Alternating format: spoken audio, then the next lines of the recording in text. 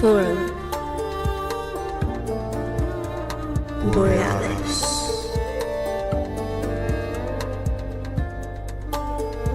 Paradigm Expansion.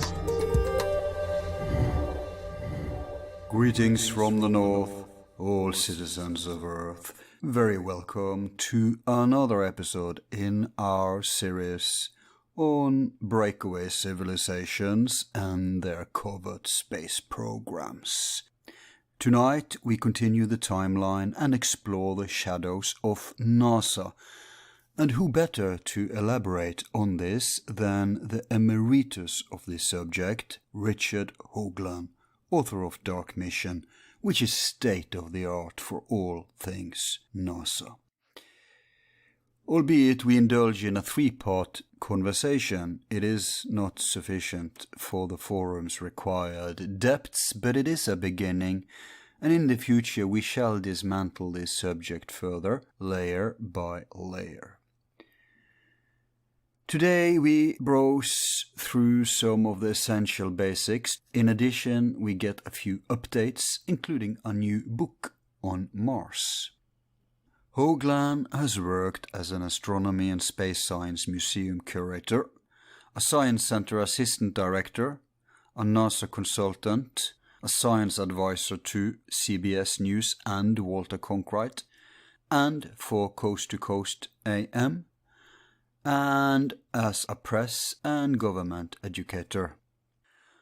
Hoagland has cooperated with many researchers and scientists throughout the years and has been on personal terms with well-known people such as Walter Cronkite, Carl Sagan, Arthur C. Clarke, Brian De Palma, and Gene Roddenberry. In the early 1970s, he and Eric Burgess proposed to Carl Sagan the placement of a message to mankind aboard Pioneer 10. That was the first artifact to successfully escape the solar system into the vast galaxy beyond, carrying the plaque. Being a fan of Star Trek, he initiated in 1976 a campaign that successfully persuaded President Ford to name the first space shuttle the Enterprise. He was nominated for the prestigious Peabody Award of Journalism for his work with producing a joint NASA media event, and is the only layman to have received the Memorial Medal, International Angstrom Medal for Excellence in Science, directly from Angstrom in 1993, bypassing the Royal Swedish Academy of Sciences normal channel of Uppsala University, since that is only for academicians. Hoagland is currently principal investigator of the independent, non-profit space research, NASA watchdog and public policy organization, the Enterprise Mission, leading an outside scientific team in a critically acclaimed analysis of possible off-planet, intelligently designed artifacts. Their investigations have been quietly extended to include over 30 years of previously hidden data from NASA, Soviet, and Pentagon space missions.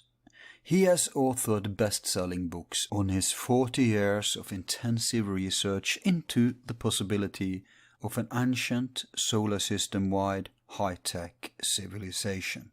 He was the first to present the face on Mars theory, that there is water on our moon and on the Jupiter moon Europe, and is an avid proponent of the torsion hyperdimensional physics. Apart from books, he also advocates his research through journals, videos, lectures, interviews, and press conferences. Richard's pioneer proposal of a parallel covert space program fits hand in glove with our series, and today we welcome his first contribution to it.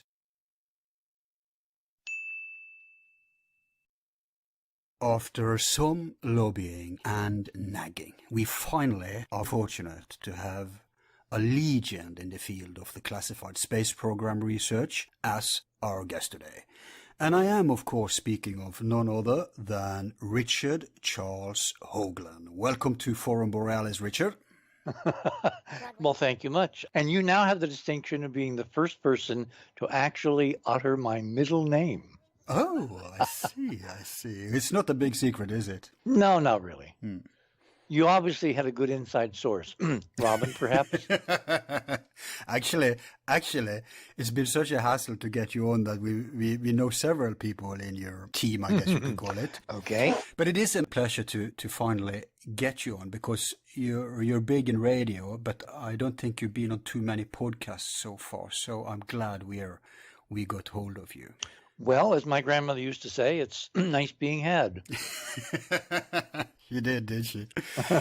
Now, this is probably going to be one of our more extensive programs, as we have many bases to touch and you're such a wealth of information. Plus, the subject matter is so extensive, because today I'd like us to try to have a main focus on the history of NASA, basically. Okay. Well, by all means. But there's a million tentacles from there to everything, right? So they're always parenthetical asides, yes. Yes.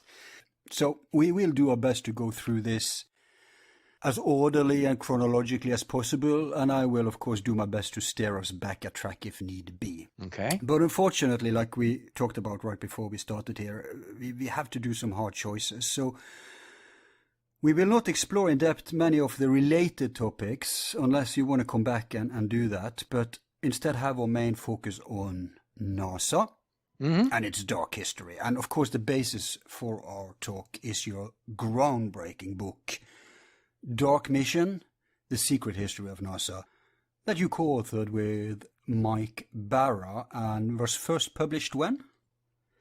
Let's see, 2000, no, I'm sorry, 1986, that was Monuments.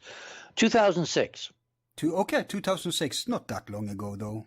Yeah, we actually had a party at the National Press Club to inaugurate its publication the same day as NASA sent up one of the shuttle missions. And it turned out to be a pretty interesting shuttle mission, because they sent up the lightsaber from one of the George Lucas Star Wars programs. Yep. And no one could figure out why NASA did that for a private individual, a citizen who had, just written and produced and directed some interesting movies. Right. But they took it up into orbit and they brought it back down, and it's now in a museum in Houston. And then that very night, which I found stunning, a comet in the outer solar system, never before seen to do such a thing, blew up. And over the next several weeks, it became larger than the sun. Optically, you had to eventually, because it got bigger and fainter, but literally its diameter was bigger than the sun, which is almost 1 million miles across. And this was far away in the outer solar system. I think it was even beyond Jupiter. And it's like, where is the energy out there? Where is the heat? And I couldn't help but think that on the same day they launched the lightsaber from Star Wars, they were basically creating, via the secret space program, an homage to George Lucas, because they blew up an object in mimicking of the death of Alderaan. Right. Yeah, you couldn't see this from Earth, could you? Oh, yeah, easily. With a bare eye? In fact, Robin and I, with the naked eye, was in Perseus, which was well placed in the northeastern sky around 11 o'clock at night. And I remember Robin and I went out, and she lay in the deck chair because she doesn't want to lean her head back too far. And we had binoculars, and it was brilliant. It was spectacular. And of course, it's all over the web. You just Google Comet Explosion 2006, I believe, and you'll find it. But I just thought the coincidence, when the Discovery was launched carrying the lightsaber, that night they blow up a comet in the outer solar system. It's like we have this 2 or 3 tier track of reality where, the sheeple never get to know what's really, really, really going on.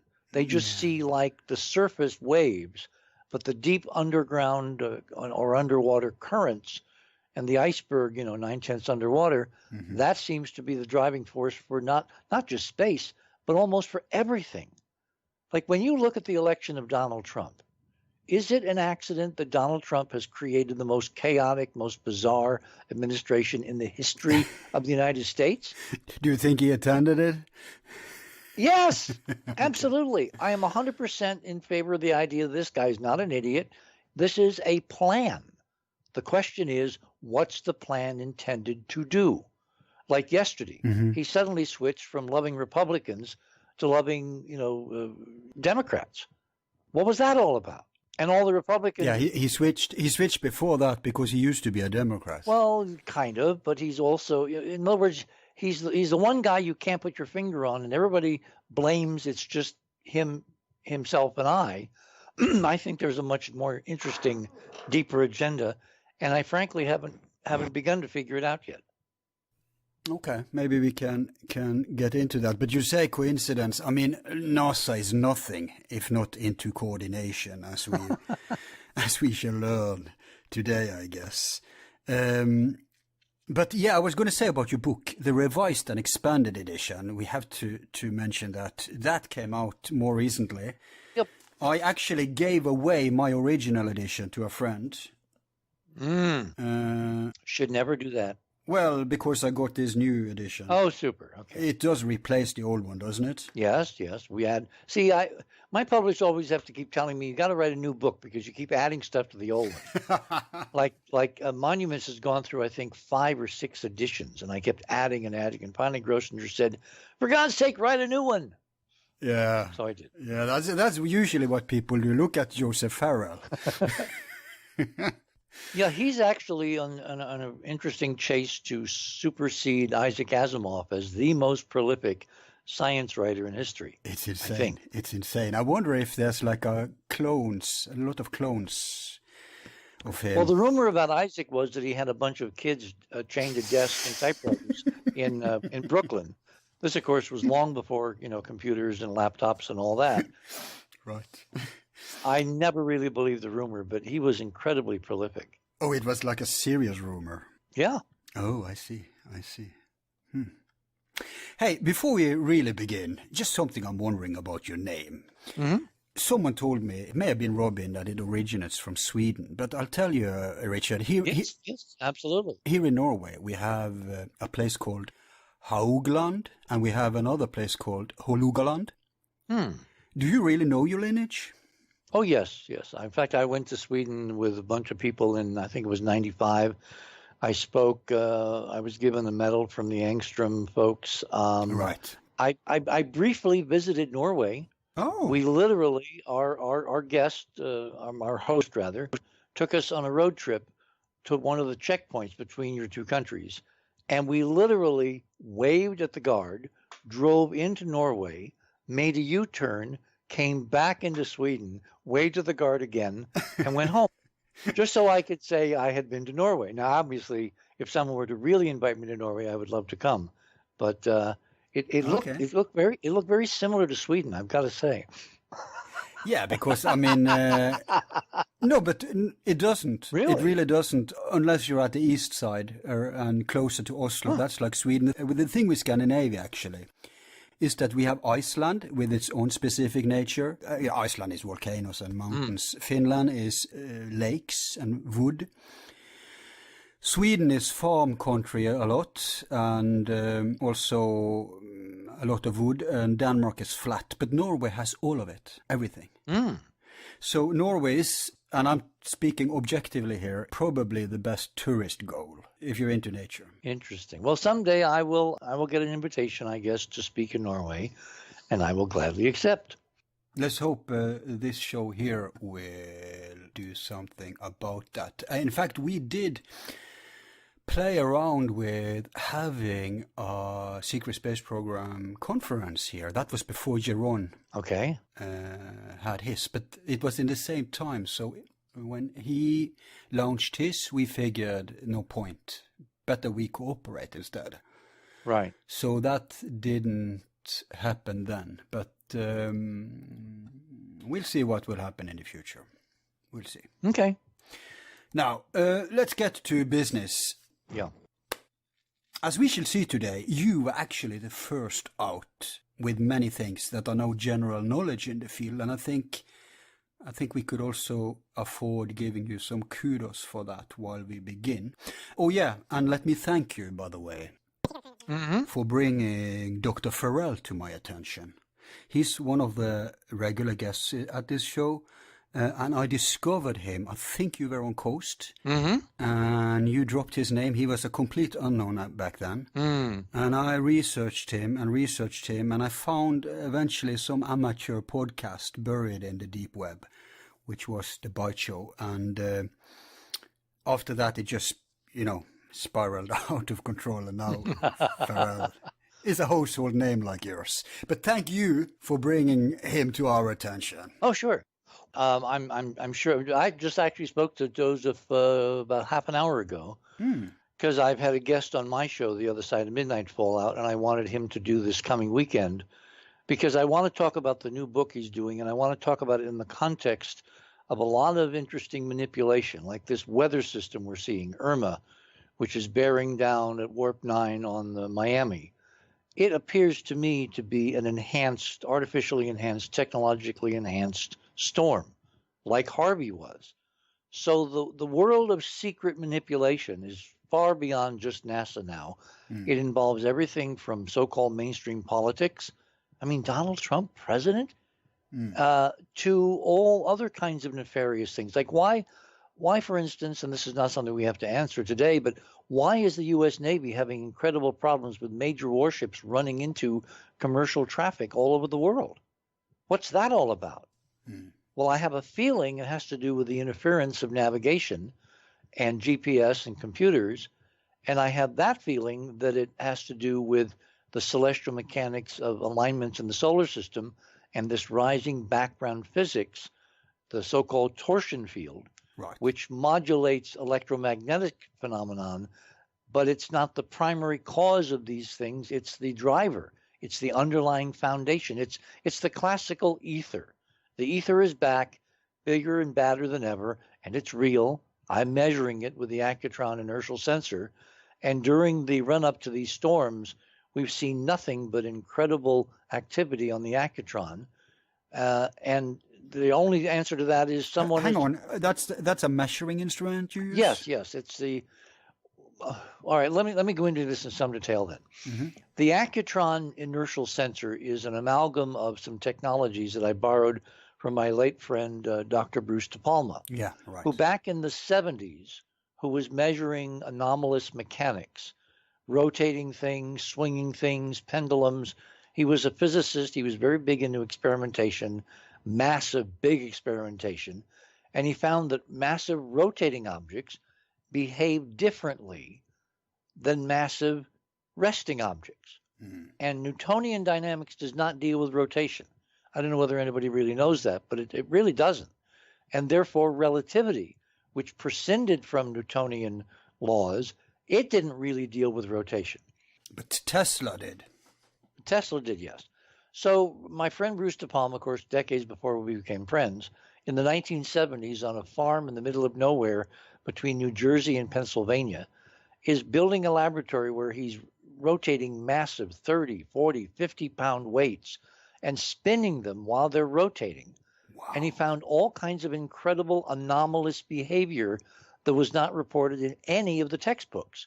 And he went to MIT. He was an MIT grad. So he tried to take these anomalies to some major physicists at the time, one of them being a guy named John Wheeler at Princeton. John Wheeler, your audience may remember, is the physicist who coined the term black holes. And Wheeler practically threw him out of his office. He did not want to know any of these anomalies, either because he was terrified of the implications or because he already knew about them and knew they were part of a whole class of suppressed science. Yeah. Can you spell Nazi Bell? Exactly.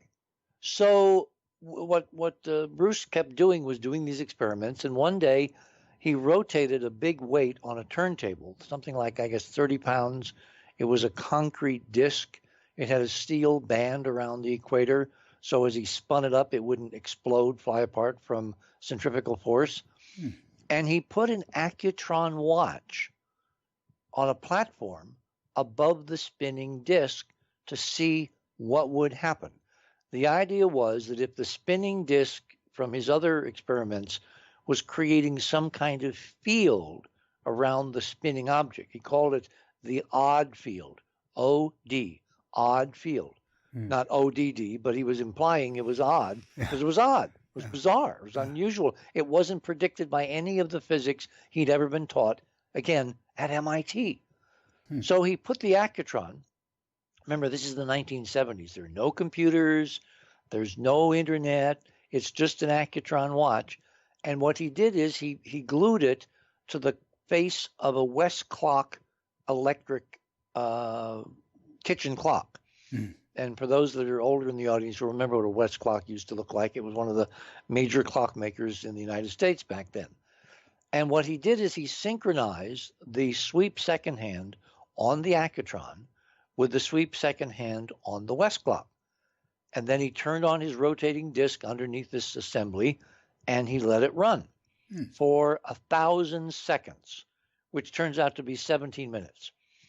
And at the end of the 17 minutes, the accutron, which Bulova had invented in the 1960s, early 1960s, and had touted as the most accurate revolution in timekeeping in 300 years, supposed to be accurate to plus or minus a second per day.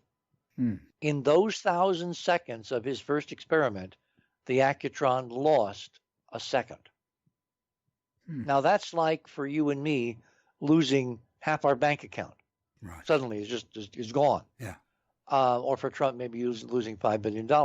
Who really knows? The point is, it was a stunning anomaly. So he did it again and again and again, and it was reliable. 1,000 seconds, 1 second lost.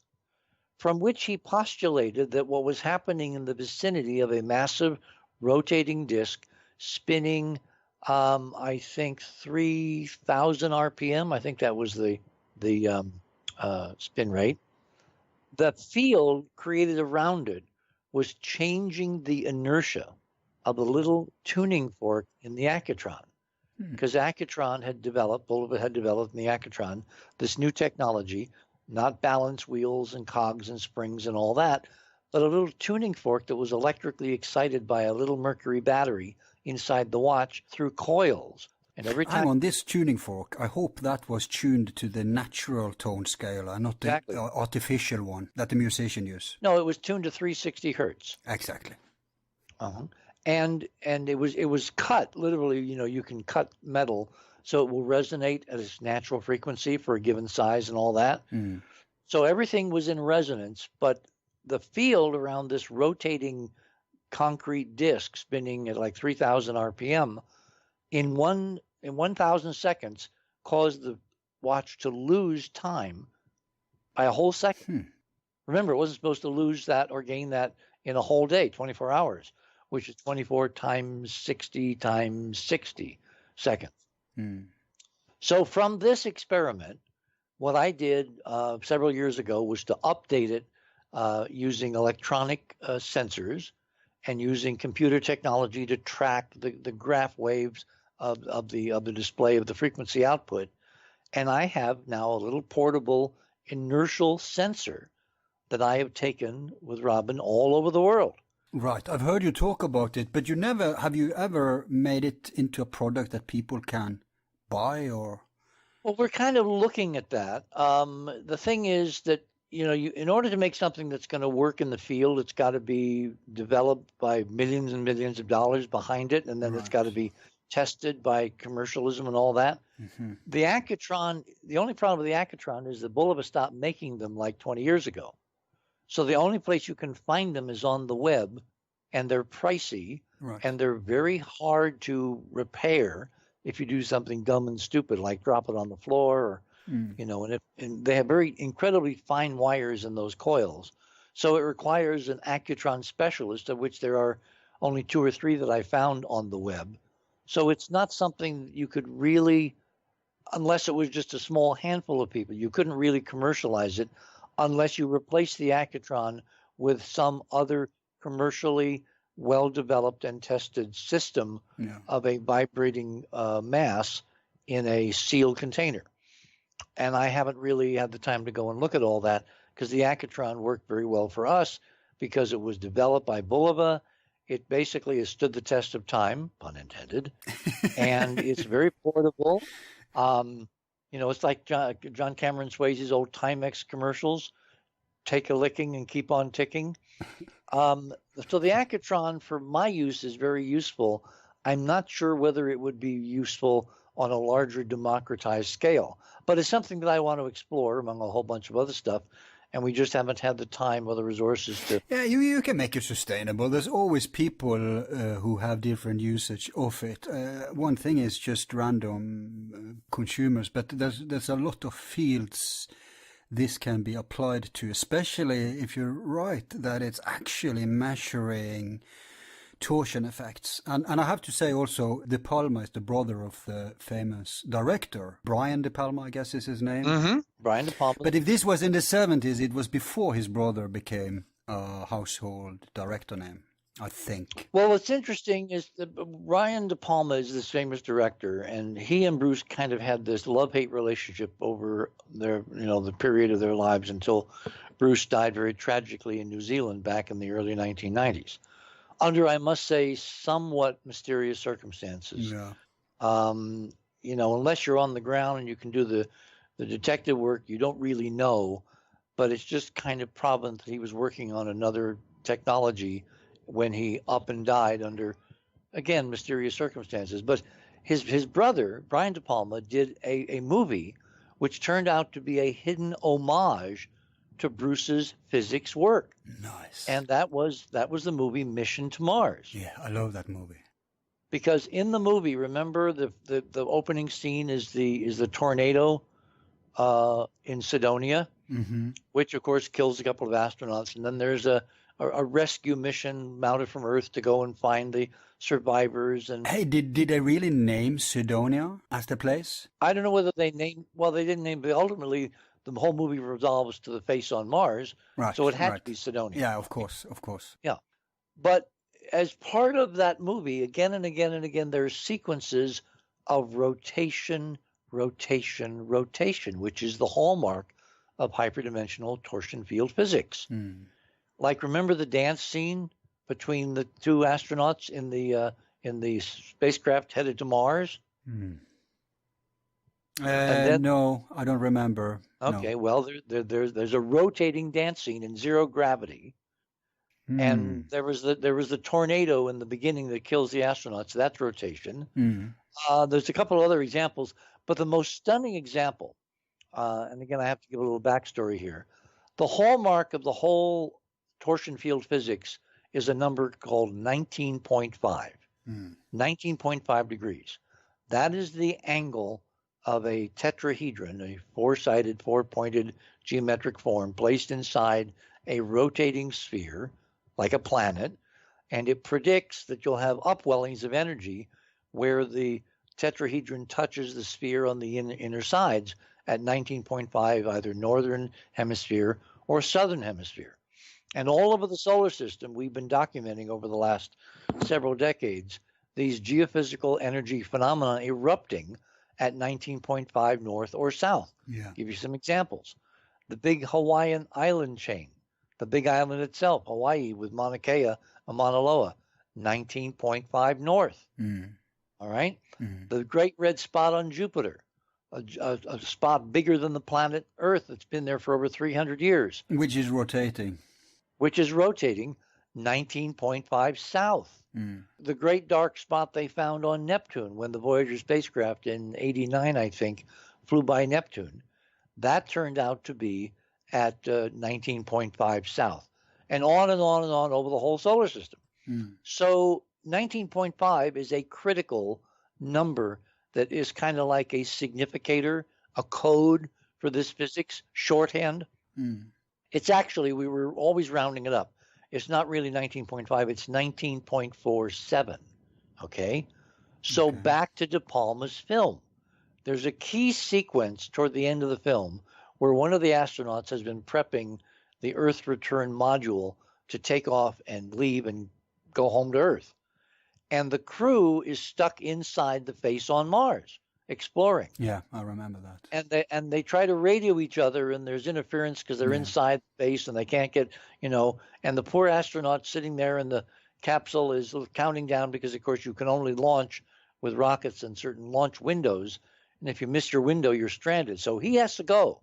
He has to leave at the appointed time.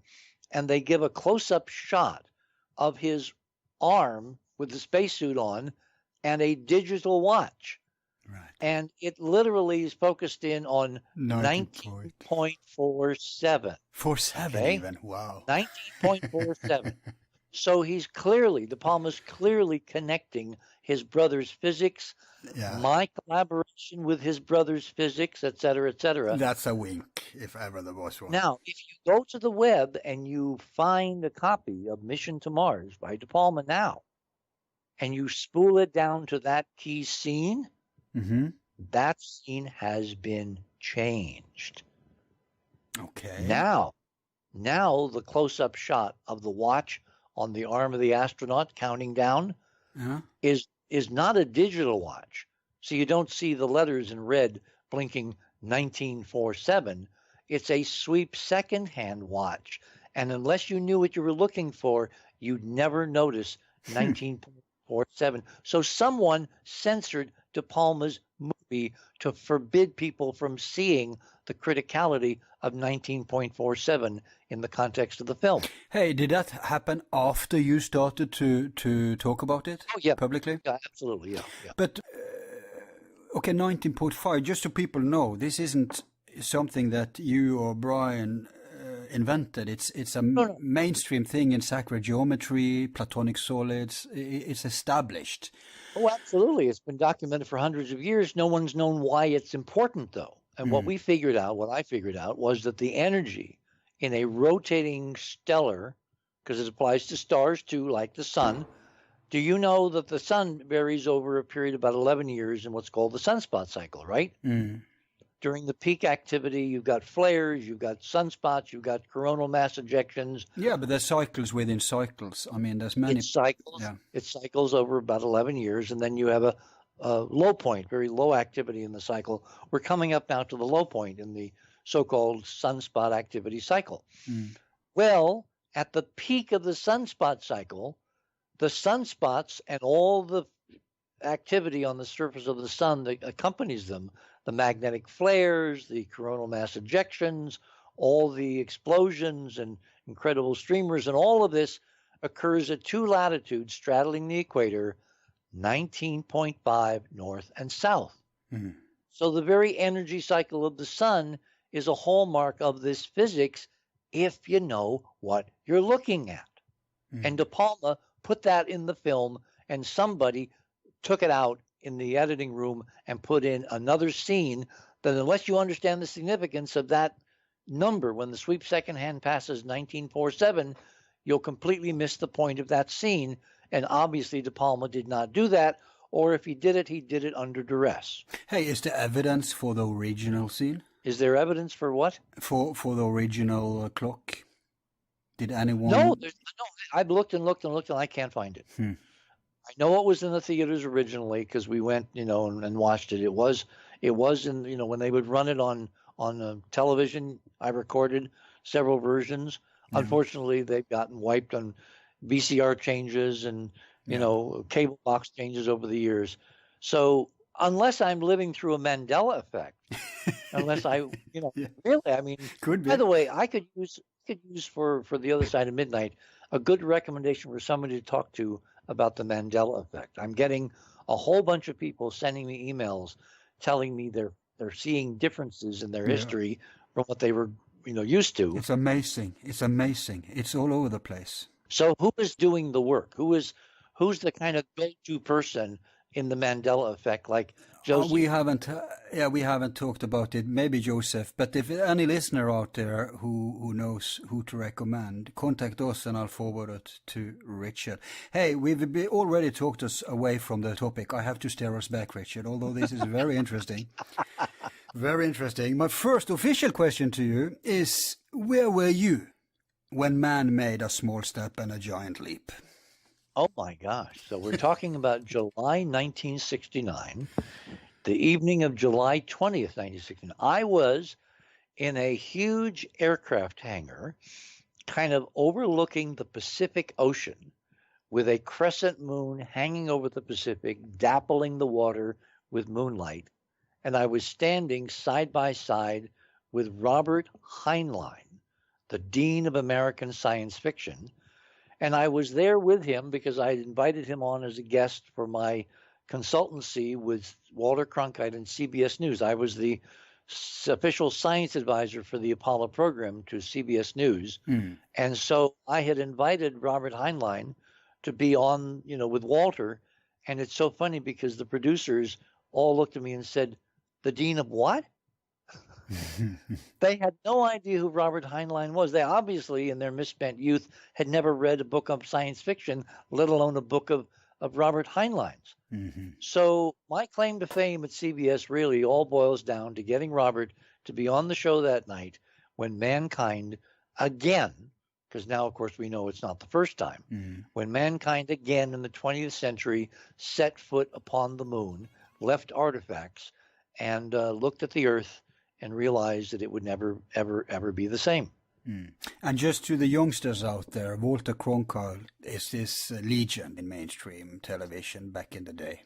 Well, back when we had only 3 television networks, CBS, NBC, and ABC, Walter anchored the evening news show on CBS News. He was a CBS alum. He went back before World War II with people like Eric Severide and Roger Mudd and whole bunch of people that I got to work with that I'd watched growing up on television. I mean, that was an incredible thrill to be advising Walter Cronkite, who during the Nixon years was dubbed the most trusted man in America because he told it like it is. I mean, that wasn't fake news. He came back from a visit to Vietnam and he basically told the president and the country, it's lost. We need to get out. And the president said in meetings we now have minutes of, he said, well, if we've lost Walter Cronkite, we've lost the country. And that's why the Vietnam War wound down. Can you imagine any major network anchor these days having that ability to literally voice the voice of the people and say, get out, and the presidency and the country followed suit? No. Mainstream media is dead, so it won't happen. That was a special time. But even before this, when was NASA founded, by whom, and why? Okay, well, after 1957, which I remember vividly because I was running around with my dad and my brothers and sisters, and we were hawking pies that my mother would make in the kitchen of our little restaurant. And I remember seeing Sputnik 1, with a pair of binoculars borrowed from one of the guys on whose front lawn we were standing, who had bought one of my mother's pies. And so 57 to me was an epic year because I saw with my own eyes the first spacecraft put in orbit by human beings in thousands and thousands of years. We always have to keep bracketing that because people don't realize we've done all this before and before and before. Yeah, and we'll get to that according to my notes. But 57 in the 20th century for us was the first time. Yeah. So that spurred a huge revolution politically. It was basically, I can't think of a modern analog for what it did to American society. Because up until that point, following World War II, we felt, fat and sassy. Americans were the leaders of this. They were the leaders of that. They built the best this, the best that. They had the newest cars, the biggest tail fins. They won the war, they thought. We won the war. Democracy had defeated the commies, et cetera, et cetera. So we were cake of the walk, as they used to say. And then suddenly these upstart Russians, these technological, backward, primitive Russians, did something that the vaunted Americans could not do. They launched a spacecraft into Earth orbit, Sputnik 1. And this little beep, beep, beep, beep, beep, beep, every day, every 90 minutes as it went around the world, basically shouted that America was not first. Well, of course, Americans reacted like Americans always do when they're second. They were determined to become first again, which, of course, is what we did. We landed on the moon first, beat the Russians, et cetera, et cetera. But what that did in 57 was set in motion a series of political events where all of the military services, back then, there were no civilian space programs. There certainly were no, corporate or private enterprise space programs. There was the military. There was an Air Force program. There was an Army program. There was even a Navy space program. Can you imagine the Navy launching rockets? Anyway, there was this fierce competition between military services, and nothing was getting done. Hardware was being built on a breakneck timetable. It would launch, it would fail, it would fail. It was really kind of very disappointing as a kid, 11, 12 years old, growing up and seeing all these failures from supposedly America. We were number one, right? So enter General Dwight David Eisenhower, i.e. President Eisenhower, and in July of 1958, just about almost a year after Sputnik, which was launched in October 57, he creates a bill for Congress creating NASA, the National Aeronautics and Space Administration, as a civilian space agency. So he's the one insisting on this being civilian. Exactly. And the idea was it was going to be civilian, so it would get it out of the hands of all the military services, competing and losing focus on their main mission was to defend the country. Space to them was kind of like, blue sky. It was that frontier. It was glitzy. It was high profile, but it didn't really, how could you justify a space program for the Army? Were we going to put Marines on the moon? If you were the Navy, were we going to, launch Air Force fighters to Mars? No. So he created this civilian space agency called NASA. The Space Act was voted up by both House and Senate. He signed it in July of 1958, and that was the formal beginnings of NASA. Now, what of course nobody knew, because back then there was no internet, you couldn't access the charter easily. Now you can just Google, NASA Space Charter, and it will spit it right out in your computer. Buried in the fine print in the Space Act was the little known reality that in fact NASA is not a civilian space agency. Exactly. And aren't you actually one of the first to bring this to people's attention? Oh, probably. Because you were very early talking about this, and it's so important because even today, at least here in remote Norway, so many people regard NASA as the final authority. They trust them. They don't do it with CIA, but they do it with NASA. But everything changes if NASA actually is under the DoD. Well, it's all about branding. I mean, if you go and read the charter, and you can go to the enterprisemission.com website, and you can actually look up the NASA charter. It's there on our website. In the fine print, you will see that there are several provisions where the national security and the national security adjunct of the presidency has final veto over everything that NASA can release.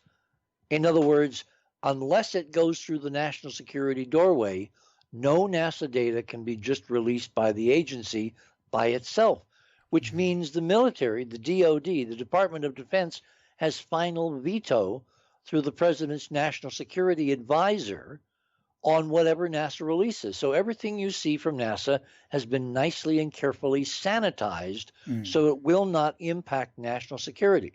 So what could possibly impact national security by measuring, let's say, the radiation at Jupiter? Well, it's not the radiation at Jupiter. It's the artifacts on Jupiter's moons that the cameras on the unmanned spacecraft have photographed, which NASA is very deftly ordained to remove, to censor, before they put out the pictures.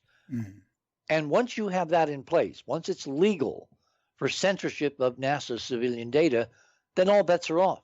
How can you trust, without a lot of background checking and cross-correlating, that anything that NASA gives you is the full truth, the whole truth, and nothing but the truth? And add to this, another thing that I think you were one of the first to at least popularize to people's attention, and that is that Brookings report that they commissioned. Right. That adds to the secrecy. Can you just give us a brief outline of what that's about? Yeah, and again, you're right. I was the first one to make a big deal of this. Brookings was a think tank study that, the reason we call it Brookings, it was commissioned by NASA after Eisenhower formed NASA in July of 58. The agency turned to these think tanks. There's a whole genre of institutions, so-called academic institutions, that grew up after World War II the Rand Corporation out in Santa Monica, Brookings down the street from the White House in Washington, the Hudson Institute run by, I forget his name, up in New York, Hudson, New York. They were all kind of civilian academic ensembles of brains, eggheads they were called, that would give advice to military authorities, to the civilian power structure, to the White House, to Congress, whatever. So NASA turned to Brookings, one of these think tanks, and basically asked it, right after Eisenhower formed it, give us a study looking like 20, 30 years out, the impact of NASA funding and NASA activities and potential NASA discoveries on the American economy, on the American future, on American society. It was a very broadly based study. I actually are rare to have an actual hard copy version of the Brookings report. Now, it's not called Brookings. There's a formal title, and I would have to go and search. It's something to do with the future of peaceful exploration of outer space. When we come to a break, I'll go and look up the actual title. But you can Google Brookings report, and Google's very intelligent now, so it will find the Enterprise mission. And if you use Brookings report, Enterprise, it'll take you right to the pages on the Enterprise mission website where Brookings is reproduced in GIF format. I did this specifically so that we had a copy of the actual pages of the report, so people couldn't say, "Oh, you guys had altered it," in some kind of web program. Yeah, that's important because the debunkers always tries with those cheap shots. Just let me add also that Enterprise Mission he's mentioning here is the name of his website. So that's what you're referring to when you say Enterprise Mission. Yes, enterprisemission.com. Just Google that. Will take you. And as I said, add Brookings or Brookings report. But it was the longer title was something about the peaceful uses of outer space. Okay. And they looked 20 and 30 years out, and they had a huge panoply of experts. They had economists, they had military folks, they had agriculturists, they had meteorologists, they had electronics people, they had academicians, they had research scientists. They had And what was their mandate? To basically examine NASA's impact on the American society 10, 20, 30 years in the future. That's now. And one of the participants was a gal that I worked with at the American Museum of Natural History many years later. Her name was Margaret Mead. She was a very well-known anthropologist. She had done her PhD fieldwork in the islands of American Samoa in the Pacific Ocean back in the 40s or 50s. So she was, and she ultimately wound up at the American Museum of Natural History. So I would encounter her stomping around in the halls at 2 or 3 o'clock in the morning with her big, iconic cane. And we would have these very interesting discussions. Well, her attitude really permeated Brookings, because in the Brookings report, beginning on page, I can remember this from heart, page 216 in the report, she wrote and mandated an inclusion of a whole series of caveats to where if NASA ever found evidence of extraterrestrial intelligence, and back in those days UFOs were big, the recommendation from Brookings, sorry, had a frog in my throat there, here in a dry desert too, amazing. The recommendation of Brookings was that they should not tell not just the people, but even the scientific community.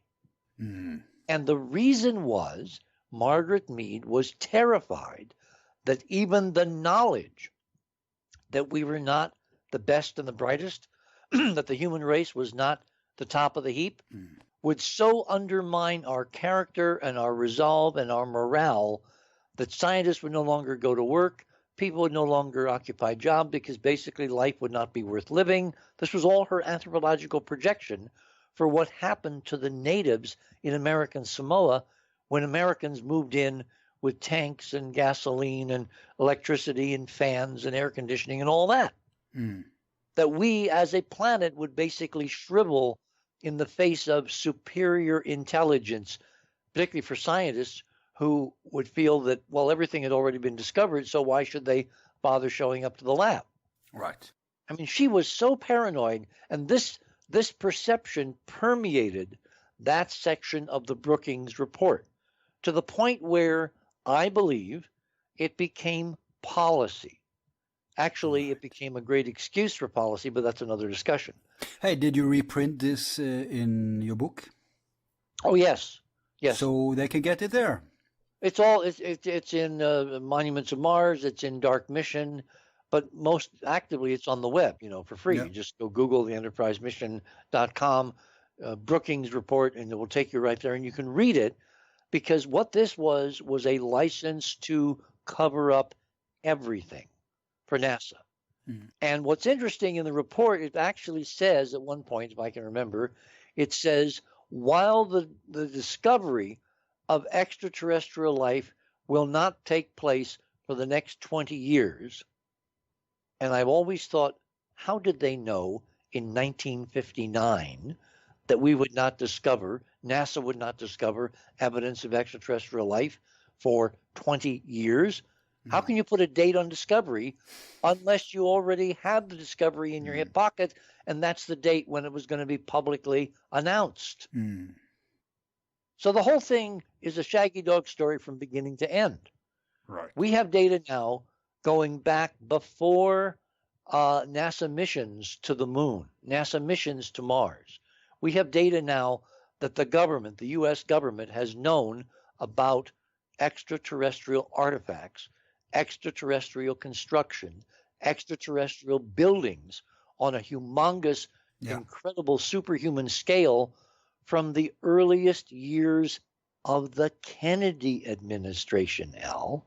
That's very interesting. We've been tracking this story up until Kennedy, and he's so deeply involved. Let me just also add a very important caveat here, and that is that when you say extraterrestrial, you're simply describing the location. It's not to automatically mean, as many jump to conclusions, that some ET from Sirius necessarily built any of these structures and ruins. It's just that it's stuff that's not on Earth. Al, that's a most perceptive demarcation, and you're one of the few people that I've ever encountered on this subject that actually understands. There's a real fundamental technical difference between extraterrestrial and alien. Yeah, but we are podcasters, so we are a little bit updated. A ping for social media. Okay, here's my definition. Extraterrestrial means where you hang your hat. Remember in Star Trek IV, where the female protagonist says, you ask Kirk, where do you live? Mm-hmm. And he says, well, or she says something like, so you live in space? He says, no, I work in outer space. I live in Kansas. I'm more used to Captain Picard. Yeah, well, you have to go. He had many good one-liners, Kirk. Yeah, I agree. Well, this was actually in the movies. This was the fourth Star Trek movie. Okay. The one about the dolphins saving Earth and all that. Right.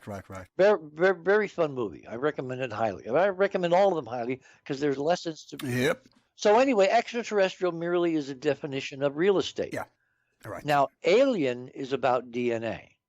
An alien does not have human DNA, but a human being living on Mars or the moon or a base on the space station is by definition an extraterrestrial, but he's not on Earth at the moment. He's in outer space. He's working in outer space, or he's living temporarily in outer space. Now, if you live permanently in outer space, you're still not an alien if you live on the moon and you have human DNA. Yeah. So with those two definitions, the stuff that we're finding, the stuff that we found, again, now going all the way back to Kennedy, and I never talked about this on the air, so I want to spend a couple of minutes going back. What did Kennedy know, and when did he know it? And did this, in fact, was this the reason for his murder, or his assassination? Right. And my vote is yes. And we may have an answer to this in this October through this president, because Donald J. Trump is the president who is either going to release all the hidden documents on the Kennedy assassination, or like George Wallace, he's going to stand in the doorway and forbid them from being released under national security. And I have Trump people telling me, oh, he's going to release them. I have other people saying that he's bought and paid for by the corporatists or the mob or the globalists or whatever. Or they have him by the balls, or they clipped his wings. And they'll never see the light of day, and we'll never see them. I mean, it's a really interesting conundrum. Are we going to get to see why Kennedy really was killed? And I think it was because of what he found in outer space, having nothing to do with the mafia, nothing to do with the Russians or Cuba or anybody. It's the fact that he was going to share what they found with Khrushchev.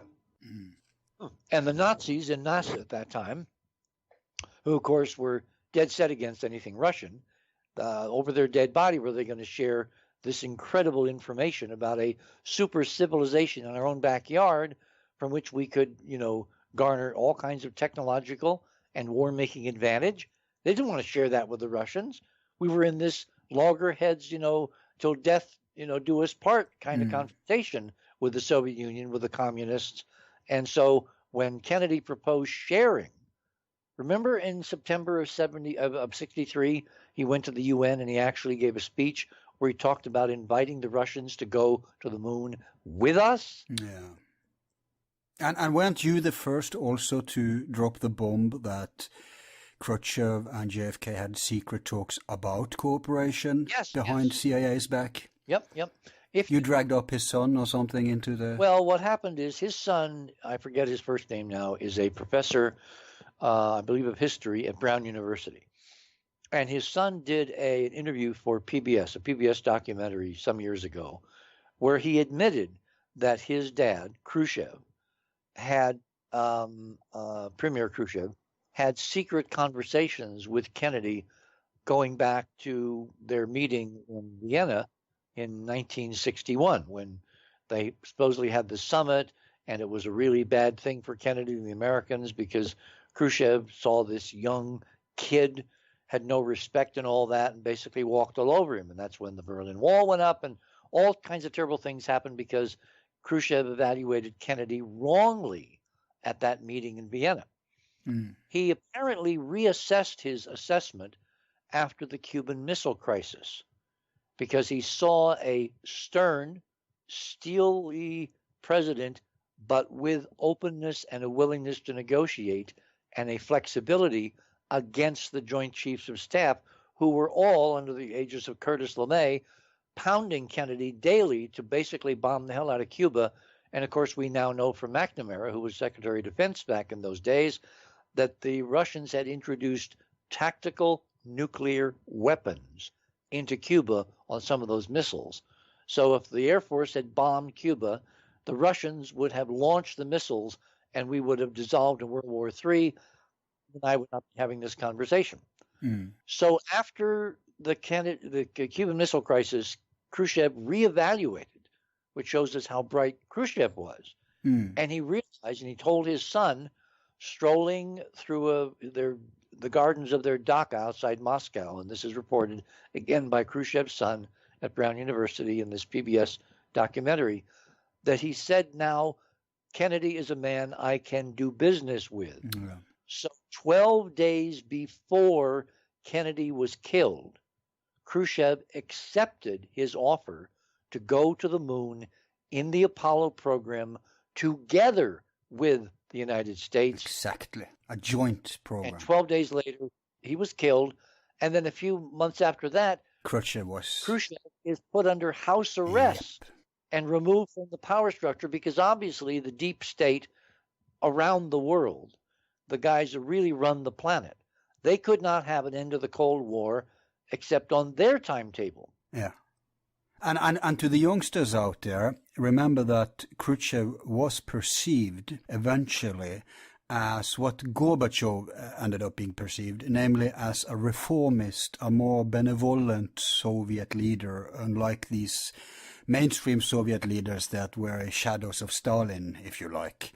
Like Brezhnev and those guys, yeah. Yeah. So this is significant. Both of them in the same timetable are wiped out of the equation right after they cooperate. Yeah, because they wanted to cooperate in going to the moon. Now, what's on the moon? Why is that such a taboo? Precisely.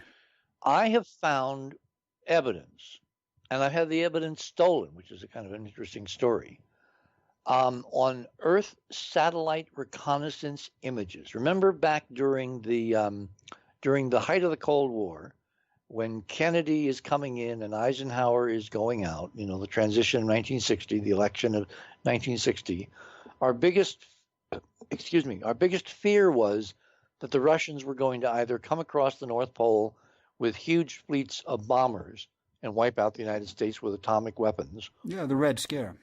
Or they were going to send missiles and do the same thing. So Eisenhower had proposed to Khrushchev in those years that they have what was called an open skies policy. And Khrushchev, in other words, we would fly airplanes over the Soviet Union. They would fly reconnaissance airplanes over the United States, and each side would exchange data showing where the missiles were, where the aircraft were, and showing we were not preparing for war. Because to have a war, you got to move a lot of manpower and a lot of munitions, a lot of stuff. So a reassurance policy thing. Yep. So Khrushchev turned that down. The reason is because Francis Gary Powers happened. The U-2 flight. Remember the CIA reconnaissance aircraft, the U-2, the high altitude, big long wing kind of glider jet plane. It made a serendipitous pass over the Soviet Union just before a summit between Eisenhower and Khrushchev. Provocation from the CIA. Of course, they always interfere. Well, yeah, because they were pushing, to do this. Either they were pushing to do it because they wanted data, or they were pushing to do it because they knew maybe it would get shot down and it would put the kibosh on the summit. Anyway, that happened. Francis Gary Powers U-2 was brought down by a high altitude ground to air missile. Powers survived, was put on trial in Moscow, and sentenced to, I forget how many decades of hard labor for being a spy. Eventually, he was released and he became an LA weatherman. That's a whole other story. Okay. What happens in America when you're big and famous? You wind up with a big, cushy job on television. Yeah. Anyway, that was Francis Gary Powers. The point is that until the development of rockets and satellite technology, what was going on in the Soviet Union was as mysterious as what was going on the backside of the moon, because you can never have enough spies on the ground to tell you the really important stuff you need to know with a time-critical deadline. Enter satellites and rockets and the creation of the first spy satellites, which you could put into orbit. They would orbit for X number of days. They would then re-enter. You would then pick them up. You bring the film. Remember, they didn't have electronics back then. It was film. You bring the film to the CIA or the Air Force. They would develop the film. Analysts would then look it over. And you'd basically know where the airfields were, where the rockets were, where the airplanes, the bombers were staged, and all of that. It was a stunning revolution. Yeah, but it wasn't the first, really. What about Black Knight? Well, we don't know what Black Knight is. No. I suspect it's the antediluvian technology. Exactly, me too. And for those that know what we're talking about, in the 1950s, there were a couple of major newspaper stories, mainstream stories, about early warning radar seeing something in orbit long before any country on Earth was able to put something into Earth orbit. And it was called the Black Knight. I have a feeling it was something left over from our previous, as you just said, antediluvian civilizations. I haven't really had the time to track down the orbits and all that, so I don't know whether it could have survived that long. Oh, there's so much attention to it now. You should really do it, actually. Even Pepsi Cola has it. There was attention for a while, and then it all went away. Oh, I know, but everybody's interested now. More people than ever knows about it. But being interested in having real data are two different things. True. You provide the data, and we provide the interest. How does that sound? In my copious spare time, I think we have more pressing issues than Black Knight. Maybe. And maybe Black Knight will be rediscovered by Elon Musk's private space program, or Bezos, or that would be cool. Or one of those guys. Yeah. The point is that if there was one, there should be more than one. If this is another parenthetical aside, if in fact we're not the first high-tech civilization on the Earth, are you all right? I'm just have to clear my throat. Oh, okay. You just have many examples of previous high cultures which could create space programs and send spacecraft all over the solar system. Yeah, what about all this space junk, so-called? Maybe there's, Well, some of the so-called space junk, because it wouldn't be operating after thousands or tens of thousands of years, it would be junk, but it would be artificially created junk, not by aliens, but by previous extraterrestrial human cultures, which had spread out, occupied the solar system, colonized various places, set up bases, set up outposts, set up ships, set up space habitats, and then died. Hey, when we talk about definitions, you gave us 2 definitions for extraterrestrial and alien, but what if you belong to the human species, but you're not born or raised on Earth? You have, in fact, no direct relatives on Earth. What would you call that? Okay, this introduced very... Let's not go too deep into it right now, but yeah. No, it's very interesting, because this is what I ended Dark Mission with. Right. I have a section in Dark Mission, which, by the way, all this stuff is available on Amazon. Just Google, the book names, and it'll take you to the publishers and all that. Yeah, we'll get to that at the end today, so yeah. At the end of Dark Mission, I laid out what I thought really happened in the interesting controversy around what Neil Armstrong really said when he set his boot on moon dust in that July 20th evening of 1969. Remember what he's supposed to have said. That's one small step for a man, one giant leap for mankind, right? Right. Except that's not how it came out. If you listen to it's not a transcript, the recording. Again, you can Google all this. Yeah. Pull up Neil Armstrong's famous first words for setting foot on the moon. That's one small step for man, one giant leap for mankind. And what I do in Dark Mission, in that chapter, the end chapter, is I take apart that phrase, because there was a lot of controversy. Oh, the A got hidden under some kind of static or some kind of interruption. No, if you listen to it, it's crystal clear. He says that's one giant step for man. I get it. So I get it. That's a huge difference. Yes, of course, because it means in the context, human race is not man, it's mankind. It's like man. Man is all our other relatives, and cousins, and aunts, and uncles, and great-great-great-great-grandmothers, with the human genome spread across God knows how many thousand light years of the galaxy. And what he was saying in code was, guys, we've joined the club. One small step for man, that's us on Earth. Yes. A human leap for mankind. That's the whole human race. Everybody else yes. who's related, who are not here, who are extraterrestrials, who live all over this solar system in enclaves that we haven't seen yet, and far, far beyond, because the speed of light is not the limitation to travel in interstellar space. We have a separate series on this. Okay, so you have that. Yeah. We call it Evidence for Antediluvian Civilization. And it's so important because many people, they don't know how to define this. But I'm saying, if you can breed and not have sterile outcome, then it's the same species. Exactly. You can't. It's no two ways about it. Like the Neanderthals, they were slandering the Neanderthals for the longest time, calling them another species. But no, we are Neanderthals, and if indeed the ancient texts are right that the so-called gods could breed and have children with, and what was the Egyptian civilization where they had a line preserving the blood of the gods. Obviously, it's man. Now, where it came from, who came first, did we send them out, then they came back, or did they seed us here? That's an entire big, different discussion I'd like to have with you. And Tom van Flander's book springs to mind, and we could have hours about that too. But just for the sake of record, I think it's important to distinguish. Al, absolutely. And as a matter of fact, this whole conundrum is going to be dealt with in our latest book that I'm doing with 6 other authors. Wow. Our bridge crew of the Enterprise mission. Yeah.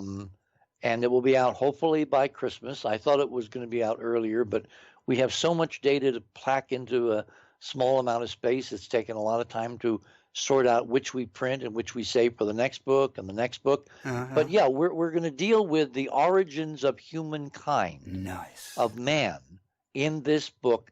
And in fact, we have evidence now that someone came to this solar system.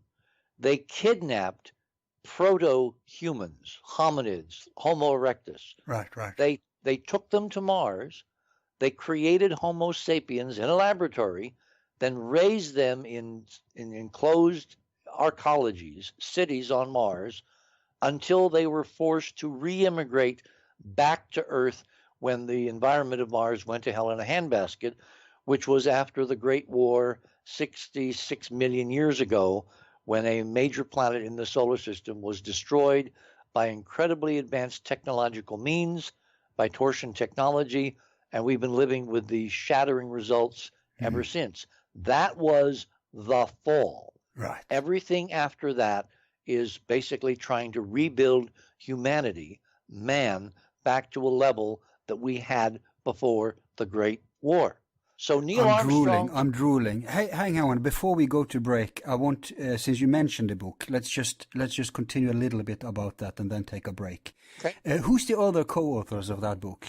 Okay, Cynthia has been the Enterprise Mission Art Director for decades, going back. She did the early seminal work on manually creating from the two images from NASA, the Viking 35A72 and Viking 70A13. Those are image ID numbers. She created the first clay model, three-dimensional clay model of the face from those two stereo images, Right. which then Mark Carlotto, who's not part of the book.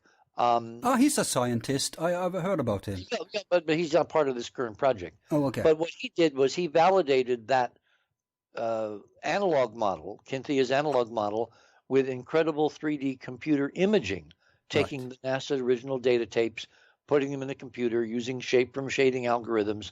And in the book, there will be side-by-side comparisons of her analog clay model. I mean, she spent thousands of hours sculpting, taking little, you know how sculptors have these little tiny spatulas, removing a little bit of clay and then adjusting the lights to see if it matched the images. Right. And then taking the lights away, doing more sculpting, putting the lights back, taking more pictures. I mean, it was incredibly painstaking. Her stomach muscles alone suffered and her back, because you're literally bending over a light table with clay on it, trying to recreate what's on the surface of Mars. She's one of the authors. Keith Laney, well-known imaging expert in North Carolina. Ron Gerbran, he's in Los Angeles, another imaging expert. Let's see, Tim Saunders, he's in Turkey, participating halfway around the world because he's into 3D computer modeling now. So he's doing a lot of the 3D modeling of the current data coming down from the Curiosity mission, including things you can put on your desk as keepsakes. How much would you give to have a three-dimensional 3D printed copy of a genuine artifact on Mars long before any boots ever touched the surface? Wow. That's what Tim's going to do for this book. Right. See, I'm missing people. Andrew Curry, your friend Andrew, who was the guy that, kind of helped to put us together. He's an artist. He and I did an early show where we talked about the second guy on Apollo 12, Alan Bean, as a space illustrator, and all he's been doing for the last 30 years is illustrating in his paintings all the secret, incredible things they saw that the astronauts can't talk about in terms of alien structures on the moon. And Aaron and I had a great discussion on that, and that's when he kind of joined the team, and he does these artistic recreations from the visual data, from the imaging data. And I know I'm forgetting some other people. But they will get their due when it's out there. Do you have a title already, or? Oh, yes. It's called Hidden Mars, because it can't be open Mars because everything's always been hidden by NASA, a la Brookings. Hidden Mars, subtitle, A War in Heaven. Nice. The reason Mars has this warlike attribution has nothing to do with its color. It has to do with all the tanks and artillery and stuff we're finding in the images from NASA all over the damn planet. And Dr. Brandenburg substantiates this paradigm. So, yeah. He has two so-called nuclear events, although I have some issues with some of the technical aspects of John's work, because I have a feeling that torsion could explain what he's trying to explain with old-fashioned nuclear weaponry. But I guess he has to stick to the available paradigm, right? So... Well, not really. I mean, but he's not really conversant with the torsion physics. Oh, okay. So part of our discussion with John always when I have him on the show is, well, John, we have these examples. We have Kozyrev, we've got Akimov, we've got all these Russian guys who are doing all these experiments, and it leaves you isotopes that simulate what a nuclear explosion is, because ultimately, when you're banging off a nuclear weapon like Kim Jong-un did the other day under Korea, you have to impact the torsion field to do it, and the torsion field impacts the nuclear process to do it. So ultimately, we're talking the same physics. It's just been segregated. So John's background is in mainstream nuclear physics. So he's trying to explain these isotopes using a mainstream approach because he's not conversant with the fact that there is a hidden physics to which he has not been. Yeah, but it's just a matter of logic. You don't even have to have just a medieval state like North Korea. Obviously, so an advanced civilization on Mars would have something more advanced than what a medieval state has today, right? Well, primarily, so nuclear atom bombs, that's just a stepping stone to deeper destruction and technology. Richard, very interesting, but let's end the first segment on this note, and when we come back, we'll go even deeper into this material. Sounds good? Sounds great. Yep.